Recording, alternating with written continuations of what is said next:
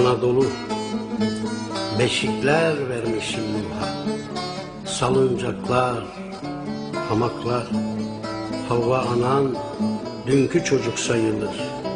Anadolu'yum ben, tanıyor musun? Utanırım, utanırım fukaralıktan.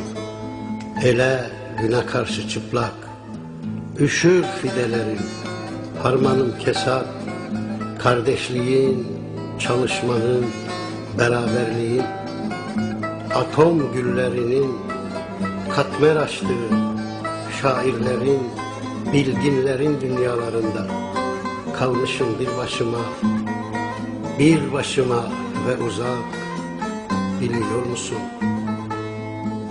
Binlerce yıl sağılmışım, korkunç aklılarıyla parçalamışlar nazlı seher sabah uykularımı. Hükümdarlar, saldırganlar, haydutlar haraç salmışlar üstüme. Ne İskender takmışım, ne şah ne sultan, göçüp gitmişler gölgesiz. Selam etmişim dostuma, veda yatmışım.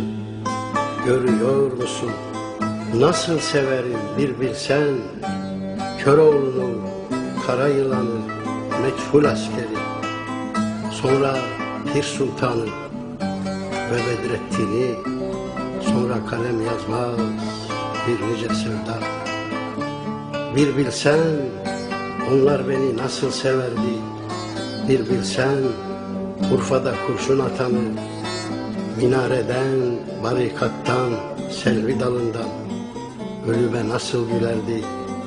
Bilmeni mutlak isterim, duyuyor musun? Öyle yıkma kendini, öyle mahzun, öyle garip. Nerede olursan ol, içeride, dışarıda, derste, sırada. Yürü üstüne, tükür yüzüne celladın, fırsatçının, fesatçının, hainin. Dayan kitap ile, dayan iş ile, tırnak ile, diş ile, umut ile, sevda ile, düş ile. Dayan, rüsva etme beni. Gör nasıl yeniden yaratılırım.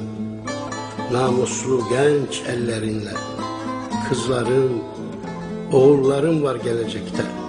Her biri vazgeçilmez cihan parçası. Kaç bin yıllık hasretimin koncası. Gözlerinden öperim. Bir umudum sende, anlıyor musun?